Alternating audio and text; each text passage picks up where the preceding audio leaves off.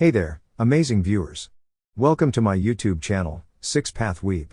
Today, we're diving into an exciting fanfic scenario. What if Naruko consumed the forbidden fruit?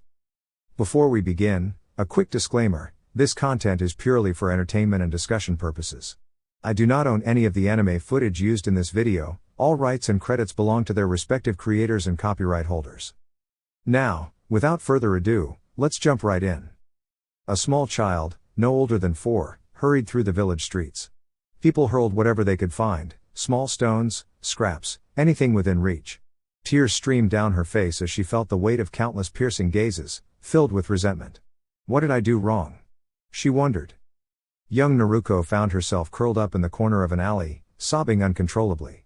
Time passed slowly before she finally made her way back to the orphanage, where she was met with cold stares from the other children.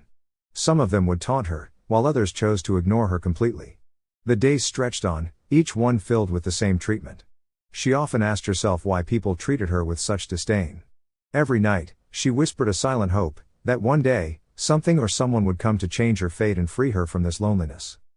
That night, she cried herself to sleep once again. By morning, the routine continued. The caretakers at the orphanage barely acknowledged her, reluctantly offering her food.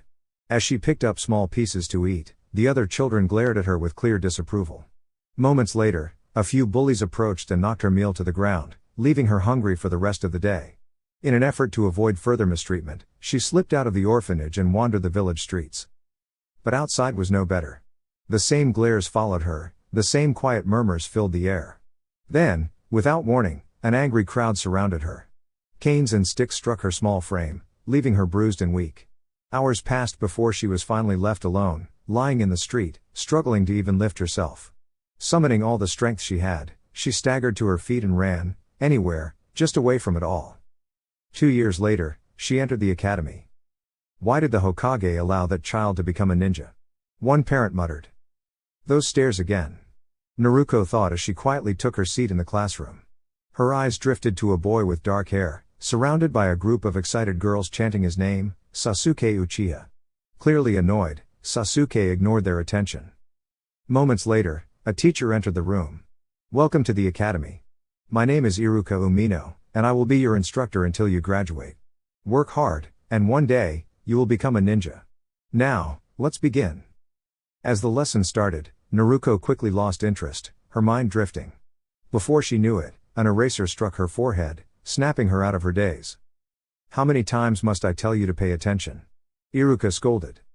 Naruko swallowed hard as those all too familiar glares settled on her once again. She bit her lip, forcing herself not to cry, and nodded in response. Days passed, and despite her efforts, she remained alone.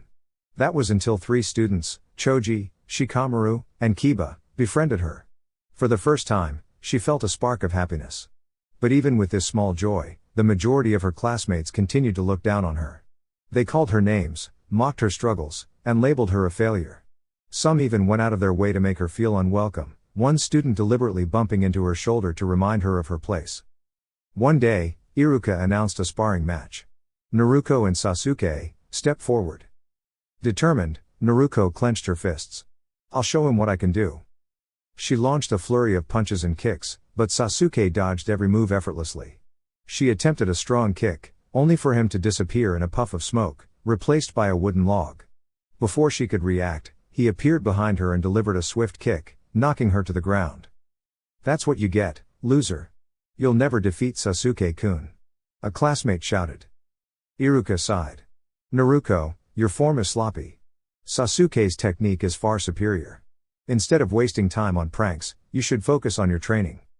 Naruko slowly stood up, locking eyes with Sasuke, who looked at her with nothing but cold indifference. That evening, she attempted to join a group of students in a test of courage. Instead, she was easily overpowered, left with fresh bruises. Upon returning home, she was surprised to find the 3rd Hokage waiting for her. So, Naruko, how has the academy been treating you? He asked kindly. She forced a smile. Oh, great. Everything's fine. The old man studied her for a moment before handing her an envelope. Your allowance is running low, so I've increased it a little this time. Her face lit up. Thank you so much, Gigi. The Hokage chuckled before standing. Take care, Naruko, he said as he left her apartment. As he walked away, his expression grew serious. I must ensure she never learns the truth. The next day, Naruko arrived late to class, earning a sharp reprimand from Iruka. As she walked to her seat, a student deliberately tripped her. Hey! Why did you do that? She demanded. I didn't. You're just clumsy and useless, the boy sneered. Enough, both of you. Iruka intervened. Then, to Naruko's dismay, he added, to be honest, he's not wrong. Now, leave the classroom. I don't want to see you disrupting the lesson. Naruko clenched her fists but didn't argue. She simply turned and walked out. Why? Why does everyone treat me this way? She thought bitterly as she wandered the village. Even Iruka-sensei looks at me like they do. I only play pranks so people will notice me. But I guess that's not enough. Even Gigi won't tell me who my parents were. Maybe I really am worthless. She didn't return home that night. She kept walking, aimlessly, under the cold glow of the moon. Then, a voice called out. Oh, look! It's the demon child. A group of men approached. Fear surged through Naruko, and she ran as fast as her legs could carry her. But they were quicker. She was struck, over and over, until she could no longer stand. As she lay there, barely conscious, she did the only thing she could, pretend to be unconscious. Eventually, the men left, assuming they had taught her a lesson. With great effort, she pushed herself up and stumbled toward the village gates, desperate to escape. She ran and ran, with no destination in mind, only away. At last, exhausted and weak, she collapsed beneath a massive tree, its presence almost otherworldly. As she looked up, she noticed something unusual, a glowing fruit, bright as the moon itself. Without thinking, she reached for it, hunger and desperation driving her. She took a bite. Then another. Until there was nothing left. Suddenly, a powerful surge of energy coursed through her body. Her golden hair grew impossibly long, her whisker marks vanished, her skin turned pale, and two horns emerged from her head. Her once blue eyes became a soft lavender, and a third eye appeared on her forehead, swirling with 8 tomoe. Her ragged clothes were replaced with a flowing white kimono, lined with intricate markings. 1,000 years' worth of knowledge flooded her mind, reshaping her very existence. Floating effortlessly above the ground, she whispered, everything will change. And with that, she ascended into the night sky. At Konoha. Where is Naruko? The third Hokage demanded, concern evident in his voice. Lord Hokage, we haven't seen her anywhere, an Anbu operative reported. The third sighed, his thoughts troubled. Naruko, where could you be? Beyond Konoha. High above the village, soaring through the night sky, Naruko paused, reflecting on everything that had transpired. She glanced down at her hands, noticing how her nails had grown longer and taken on an unusual black hue. Descending gently to the riverside, she examined her reflection in the water. Although she still looked human, there was something undeniably different about her. She could feel an immense surge of chakra radiating from within, so powerful that it seemed impossible to contain. Her long golden hair trailed behind her as she walked, brushing against the ground like strands of silk. Just then, a group of bandits lurking nearby took notice of her. Believing her to be an easy target, they moved to attack. However, before they could strike, Naruko instinctively reacted, her hair lifted on its own, moving like living tendrils. In mere moments, she had effortlessly subdued the attackers. Seeing this display of power, the remaining bandits panicked and fled into the night. Naruko stood still, her mind racing. I never imagined I could be this strong. She thought. I don't even understand the full extent of my abilities yet. A decision formed in her mind. I can't return to Konoha right now. If the old man realizes how powerful I've become, he'll never let me be. She surveyed the fallen bandits. Some were barely conscious, groaning in pain. As she reached out, a mysterious black energy enveloped them. She could feel their remaining strength being absorbed into her own body, leaving them motionless. Within seconds, their forms crumbled into ash, disappearing completely. A strange, unfamiliar exhilaration filled her. For the next few days, Konoha's Anbu searched tirelessly, yet there was no trace of Naruko. The third Hokage sat in his office, troubled by the possibility that someone had taken her, perhaps even extracted the 9 tails from within her. The mere thought was unbearable. His deep contemplation was interrupted by a knock at the door. Come in, he called. Iruka stepped inside, his expression filled with regret. Lord Hokage. It's my fault that Naruko is missing. Hiruzen's eyes narrowed. Explain.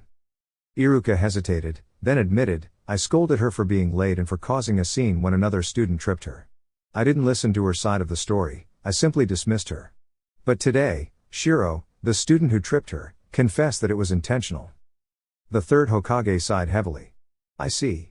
Then I'm giving you a mission, find Naruko and bring her back safely. Yes, Lord Hokage, Iruka replied, his determination unwavering. As Iruka left, Hiruzen turned his gaze toward the sky. Minato, Kushina. Forgive me. If anything happens to your daughter, I'll never forgive myself. A new encounter. Far from the village, Naruko soared through the air, taking in the world beyond Konoha. She had discovered a new ability, masking her chakra so completely that not even the most skilled sensors could detect her presence. To maintain a low profile, she had reverted to her usual form, though one feature remained unchanged, a third eye on her forehead. To conceal it, she wrapped her head with a turban. While this diminished her ability to use certain advanced techniques, she still retained enough power to fly and execute formidable skills. As she drifted above a monastery, she noticed a young boy standing alone, his expression filled with sorrow. A group of monks glared at him with disdain. So, I'm not the only one. She mused. That look, I've seen it before.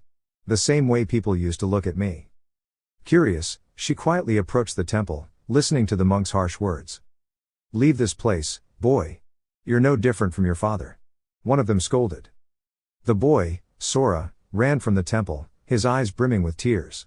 As he collapsed onto the ground, sobbing, he sensed someone approaching. Looking up, he saw Naruko standing there, watching him silently. Who are you? Sora asked warily. Did you come to mock me too? Naruko remained quiet, studying the anger and pain in his eyes. What do you want? He demanded. When she didn't respond, he grew defensive. Feeling threatened, he launched an attack toward her. Without hesitation, Naruko blocked it effortlessly. Don't, she said calmly. Unless you truly want to challenge me. Sora clenched his fists. Why are you here? Naruko tilted her head. You and I. We're alike, aren't we? She said, a knowing smile playing on her lips. You felt it too, the isolation, the stares, the way people treat you as if you don't belong. Sora's breath caught in his throat. How do you know that? Naruko turned, gesturing for him to follow. Come with me. Despite his hesitation, Sora found himself trailing after her, leaving the temple behind. As they walked, Naruko contemplated this boy who carried the same loneliness she once bore. Night fell, and as Sora slept beneath the stars, Naruko decided to uncover more about his past. Disguising herself as Sora, she quietly slipped back into the temple, determined to learn the truth.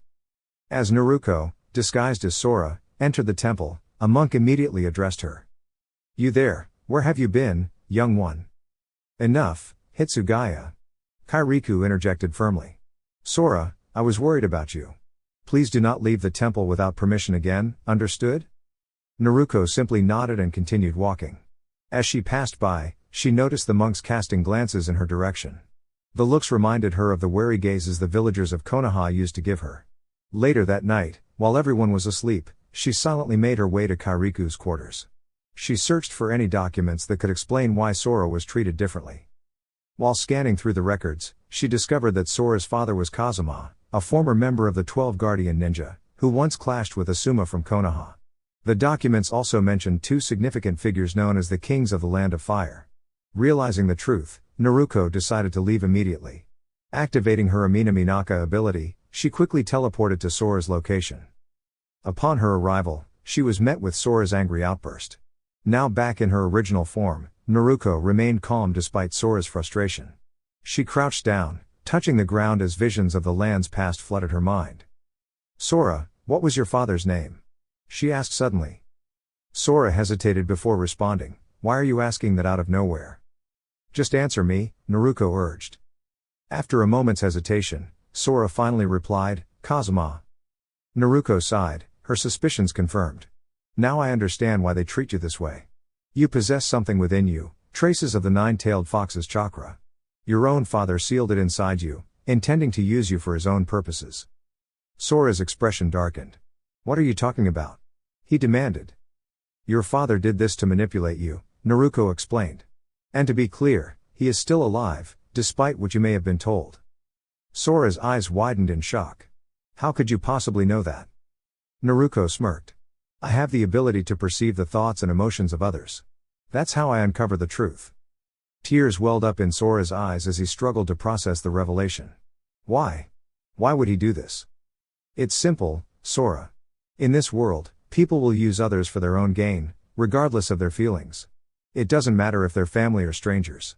I don't even know who my own parents were, but I have a strong feeling that the higher-ups in Konoha do.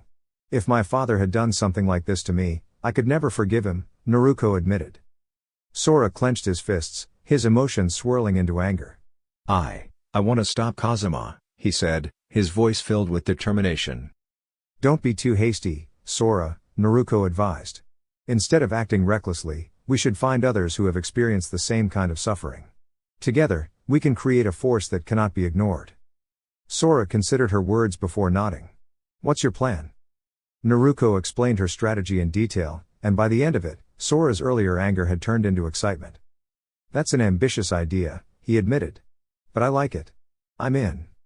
With that, Naruko and Sora departed, embarking on the first phase of their plan. Meanwhile, in Konoha, the third Hokage sat with a grim expression. Still no sign of Naruko? He asked one of the Anbu. No, sir. I suspect someone may have orchestrated her disappearance, the masked shinobi replied. The Hokage narrowed his eyes. One name immediately came to mind. Danzo. Without hesitation, he stormed into Danzo's chambers. The elder shinobi barely reacted to his sudden arrival, his expression unreadable. What have you done with Naruko? The Hokage demanded. Danzo remained calm. Why are you accusing me? You are known for recruiting individuals for your personal cause. If anyone is responsible for this, it would be you. Now, where is she? Hiruzen's voice was laced with fury. Danzo merely sighed.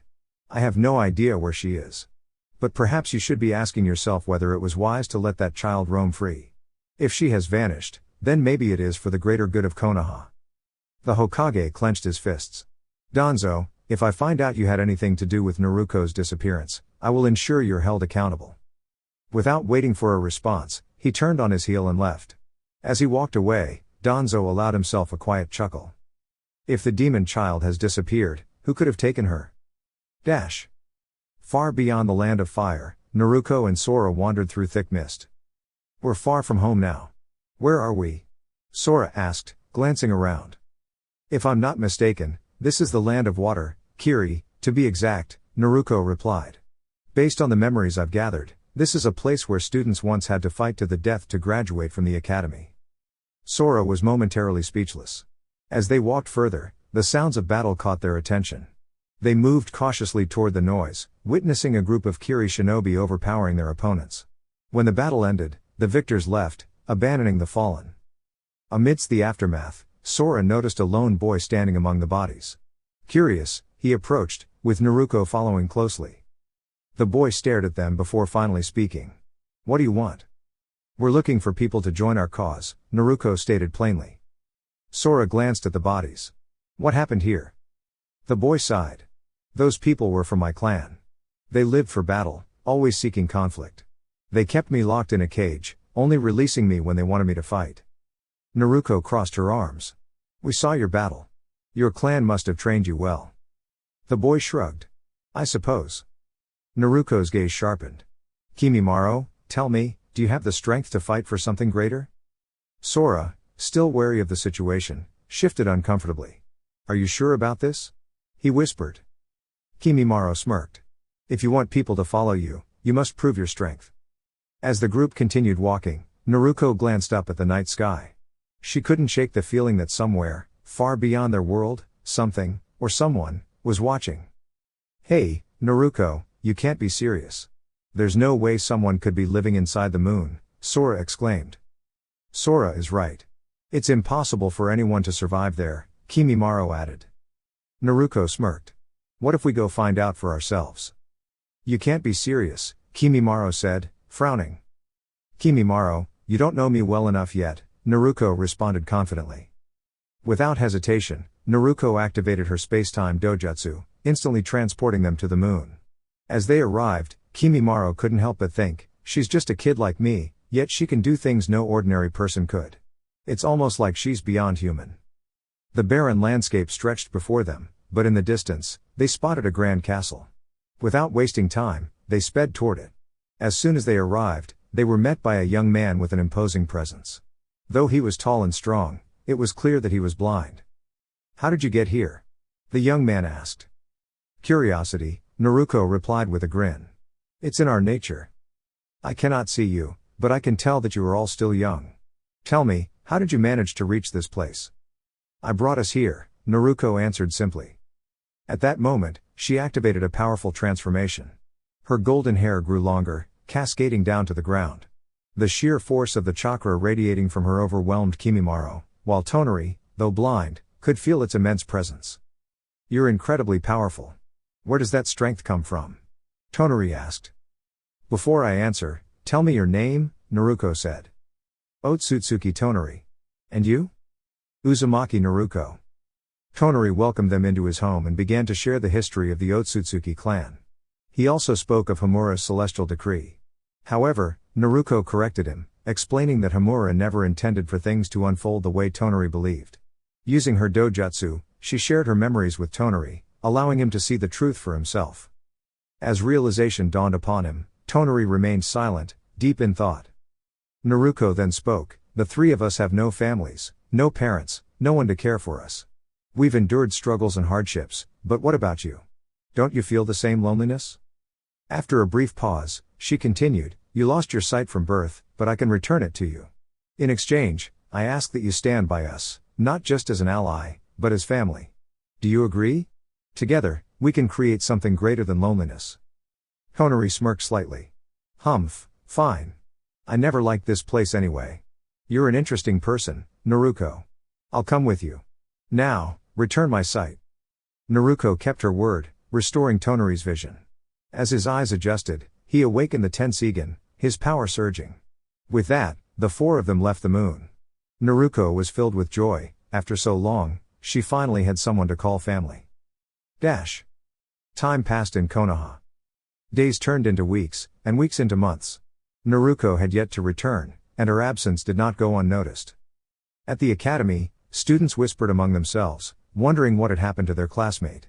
The Anbu had long abandoned the search, but the third Hokage, Hiruzen, remained hopeful that Naruko was still alive. Iruka, too, was troubled. He regretted the day he had scolded Naruko, fearing that his harsh words had driven her away. Meanwhile, some villagers and certain shinobi felt relief, believing that the so-called troublemaker was gone. Others, particularly the clan heads, were more cautious. They feared that if Naruko had been taken in by rival nations or dangerous groups, her immense power could be used to threaten the balance of the world. During a lesson at the academy, one student finally asked, "Where is Naruko?"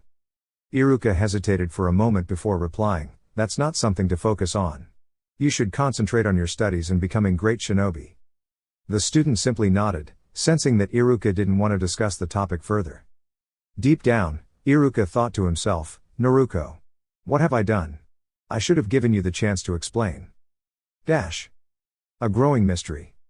At the same time, unsettling reports were spreading across different villages. Civilians had been vanishing without a trace, creating widespread concern. While news of these disappearances spread, Naruko merely chuckled as she listened. "So, what do we do now?" Kimimaro asked, breaking the silence. "Sora has been waiting for this moment. Let's make it happen," Tonari replied. Naruko nodded. "Kazuma and his faction should be somewhere in the Land of Fire. Sora, since Tonari has trained you in advanced techniques, you shouldn't take them on alone. We need to be efficient, wasting energy isn't an option. Even though we're strong, teamwork will allow us to finish this quickly." "Fine," Sora agreed. "But I get to deal with him personally." "Of course," Naruko smirked. "Here's the plan."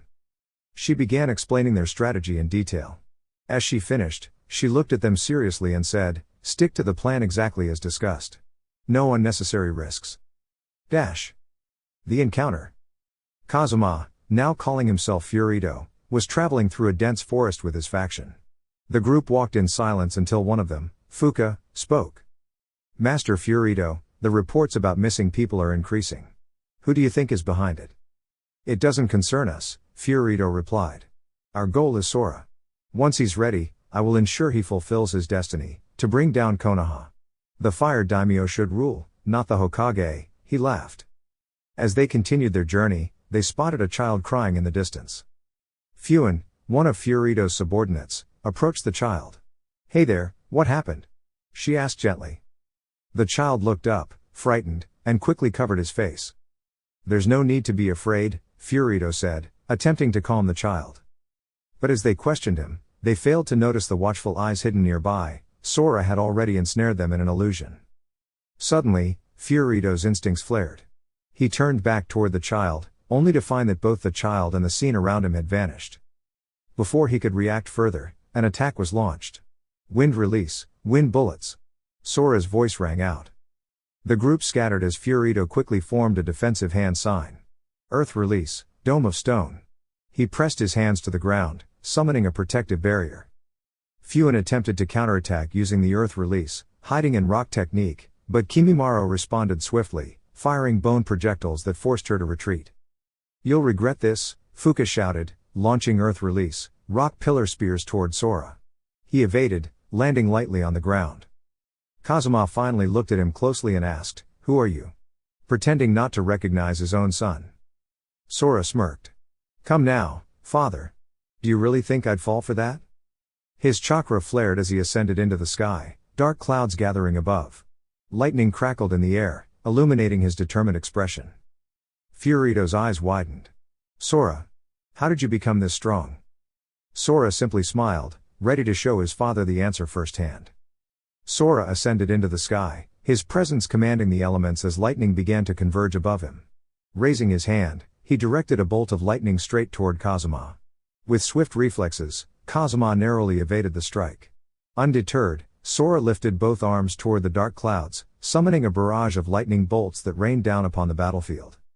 Kazuma's eyes widened in disbelief. How is this possible? He's using advanced techniques without even forming hand seals. And I don't sense any chakra from the Nine Tails either. So, you've decided to challenge me? Fine. I won't hold back, Kazuma declared. Wind release, Shakujo twister. A powerful gust of wind spiraled into a tornado, surging toward Sora. Yet, Sora remained unmoved, allowing the full force of the attack to collide with him, without sustaining any harm. Kazuma was astonished. His strongest technique had no effect. In response, Sora clenched his left fist, summoning leaves from the nearby trees. With a simple motion, the leaves froze solid, transforming into razor-sharp projectiles. With a flick of his hand, the frozen leaves shot toward Kazuma, striking before he had time to react. The battle had taken its toll on Sora, and as his chakra depleted, he descended back to the ground. The stormy sky gradually returned to its natural state. Seizing the opportunity, Kazuma attempted to counterattack, but Kimimaro swiftly intervened, launching a bone projectile that struck Kazuma, leaving him unable to move. As Kazuma struggled, Tonari stepped forward, helping Sora to his feet. Together, Tonari and Kimimaro restrained Kazuma, forcing him to face Sora. "Sora, how did you do this?" Kazuma questioned, his voice filled with disbelief. "Master Furito," Fuka cried out in distress. Sora remained silent, slipping on a black glove and raising a hand toward Kazuma's face. A dark energy emerged, consuming Kazuma's chakra. As his energy drained away, Sora absorbed the chakra, feeling his strength replenish. The surrounding air shimmered as orbs of energy circled him. When the process was complete, Kazuma collapsed in exhaustion. "Are you satisfied now?" Tonari asked. "Yes," Sora replied with a smirk. "As they say, revenge is sweet." Tonari glanced at Fuka. "Why did you spare her?" Sora turned toward the frightened woman. "She might be useful for Naruko's plan," he explained. At that moment, Naruko appeared, her presence commanding attention. "This woman possesses remarkable abilities. We'll recruit her to our cause," she stated. With a simple gesture, Naruko freed Fuka from her restraints. The moment she was released, Fuka attempted to attack, but a single intense gaze from Naruko sent her flying backward. Naruko then calmly explained her ambitions and goals. As Fuka listened, she trembled, realizing the gravity of the situation. "You have potential, Fuka," Naruko said. "This plan will benefit both of us." She extended a hand, conjuring a flame that ignited the ground beneath Fuka's feet. "Or perhaps only one of us." Naruko's eyes gleamed with amusement. Fuka hesitated for a moment before making her decision. I'll join you, she said, knowing she had no other choice. Several hours later. So, you're planning to return to Konoha? Sora asked. I am, Naruko confirmed. Now is the perfect time to prove my worth. But I won't reveal my true nature just yet. I'll play the role of an innocent child, make them believe I'm the same person I once was. Fuka, still uncertain, asked, why are you so determined to do this? Naruko's expression darkened. I'm not returning for the sake of others. I want them to experience the same betrayal and humiliation I once felt. I won't expose my intentions immediately, deception is an art, and I've learned the ways of human cunning and deceit. I'll use it to my advantage. Sora nodded. Then what's the next step? For now, remain in the shadows and continue gathering information, Naruko instructed. We need allies and resources. When the time is right, we'll strike. She turned to leave but gave one final order. From now on, when we're together, don't call me Naruko. Address me as Otsutsuki Byakuya. The next morning, Konoha. Standing at the village gates, Naruko took a deep breath. The sun had barely risen when she set off toward the academy. As she stepped into the familiar hallways, she was met with stunned silence. Her classmates stared in shock, and even Iruka looked astonished. Naruko? Where have you been? You disappeared for 3 months. What happened to you?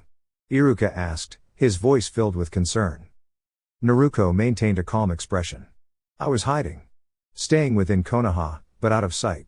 I thought about leaving for good, but I realized that being a shinobi is important, it means protecting others. Iruka exhaled in relief. We're going to see the third Hokage. Now. Hokage's office. You have no idea how much trouble you've caused, Hiruzen scolded. Do you know how worried I was? I sent numerous shinobi to search for you, but they found nothing. I was beginning to fear the worst. Naruko lowered her gaze, her voice carrying a hint of remorse. I won't do it again, she promised. As she exited the Hokage's office, her expression shifted. A small smirk played on her lips. Everything is going exactly as planned. Dear YouTube family. That's a wrap for now. If you enjoyed this content, don't forget to subscribe to my channel for more exciting videos. Your support means the world. Thank you. Forever grateful. 6 Path Weeb.